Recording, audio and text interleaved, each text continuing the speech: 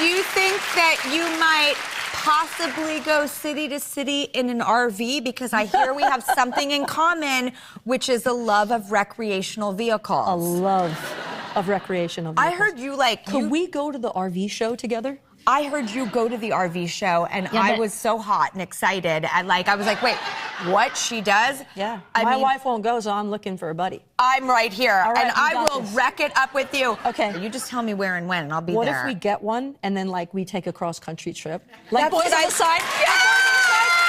And we can listen to the Indigo Girls the whole way. By the way, we got to be in their music video. We were so excited. The Indigo Girls were in the movie. I know. I know. That's one of my favorite all-time movies, and I love you in it. Really? Yeah. Oh my God! I didn't even know you had seen it. That's so cool. Seen it. I'm a lesbian. I love Boys on the Side. It is a gay anthemic movie. Our gay movies are it's for people my age, it's Boys on the Side and fried green tomatoes. Oh, I love fried green tomatoes. Those two, yeah. By the way, is it true that the Indigo Girls actually taught you a steak recipe, and then somehow this recipe became this Courtney Cox cook-off thing? Where do the Indigos, Brandi Carlile and Courtney Cox and steak Venn diagram? Yeah, where are these intersections? Actually, when you put it that way, it's really strange. Not Amy, because she's a vegetarian. She doesn't even like that I eat as much steak as I do. Understood. Emily, though, used to have a restaurant in Atlanta called Watershed. And so in my 20s, I used to pal around with both of them together and apart. And Emily, I used to cook for Emily, and she would show me little techniques and things. And so this steak recipe is sort of an evolution of something that came from Emily. It is? Yeah.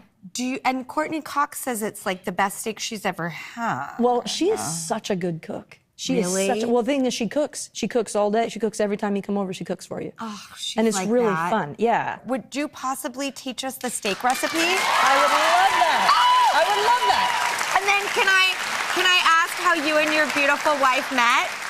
Oh, yeah. My wife and we met through our kind of charity and activism. So my wife was working for Paul McCartney. Really? Yeah. As his charity organizer, and I had started a campaign in Washington State called the Fight the Fear campaign, where we were teaching women and just people in at-risk communities or underserved communities self-defense for free in response to kind of a violent summer in our city. So Catherine read about this all the way over in London working for Paul McCartney and reached out to see if she could sort of if Paul could help in any way with donating some music books or whatever.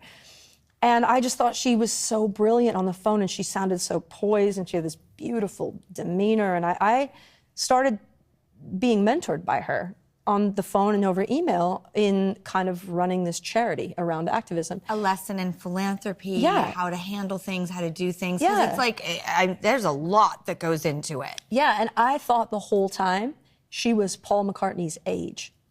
So I thought I was talking to a 70-plus woman over in London, and then we met in New York City, and we were both 28 years old. And I was stunned, speechless. I couldn't believe what I was seeing. I had pictured this woman as this whole other thing, and then I had to get my head around, the absolute gorgeous 28-year-old woman in front of me. Sounds like you did get your head around it. I did. It sounds like you put a ring on it. Yeah. Mm-hmm. Okay, so could we venture to the kitchen? We could learn your amazing steak Absolutely. recipe. Okay, we'll be right back with more Brandi Carlile.